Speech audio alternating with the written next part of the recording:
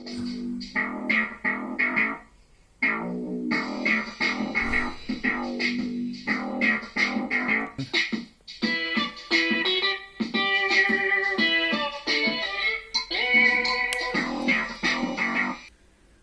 was asked about the festival of Succot and what it means and its significance, especially for today.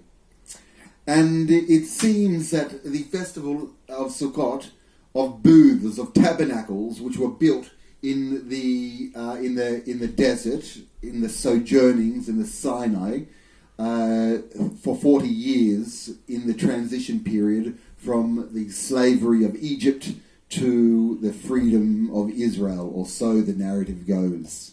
And it is the Sukkot, which is in contradistinction to the tabernacle, to the Mishkan, where in the tabernacle there were all the tools and instruments in a sacerdotal, in a highly ritualized way, which were also nomadic and they were carried. In this case, the booths were carrying the human cargo, the humans in transition to freedom.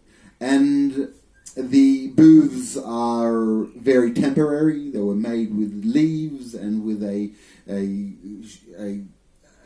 impermanent walls, and they were not meant in any way to be permanent, but they were meant to depict non-permanence. The festival is called the Festival of Collection, not so much of harvest, but of collecting things. And it is at the end of the summer period where all the last fruits and the second possibility for a second harvest, and also all the sticks and the straws and the mess in the fields, and you come out and you build a booth and you clean up and you prepare and you look and you structure the year. It has just been after the Day of Atonement, and one starts off the year by checking the fields and by cleaning up and by organizing and by shuttering down for the winter, because the last day of the festival of Sukkot is the first day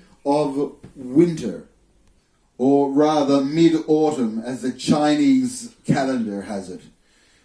And here we see that even in the temple there were festivals of preparation. The last day of the festival is called the 8th day festival. And 8 is also a form of a measure and a form of consolidation of measurements.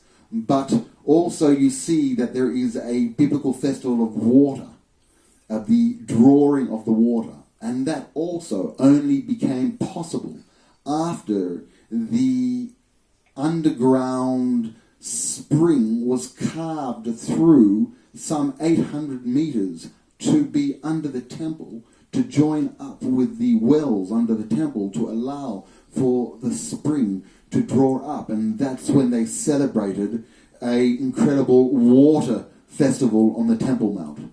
So all of these relate to complex planning. The planning of water is an essential part of the biblical mindset, from Abraham, where he dug the wells, to the temple, where it had its own water source from outside of the city. So that the festival of Sukkot, of tabernacles, whilst it relates to the temporariness and the nomadiness of travelling through the wilderness, in doing so it requires deep preparation, that one's faith in the divine is drawn out in advance from a series of preparedness, which is reflected through the calendaric position of the festival. And there is also the idea of mobility of psychological states, and to leave one's comfort zone and to go outside of one's house, which is protected in the heat of the summer and to enter in a more portable situation, to leave one's comfort zone just before winter, to go out and to check and to be aware, and it is known and it is sure that this is the onset of the winter. So in the preparation to go outside, it is not to go outside permanently, it is to go outside in preparation to come back in more secure. And that is the intention, the complex psychological intentions of the calendars and the way they're celebrated in Israelite culture.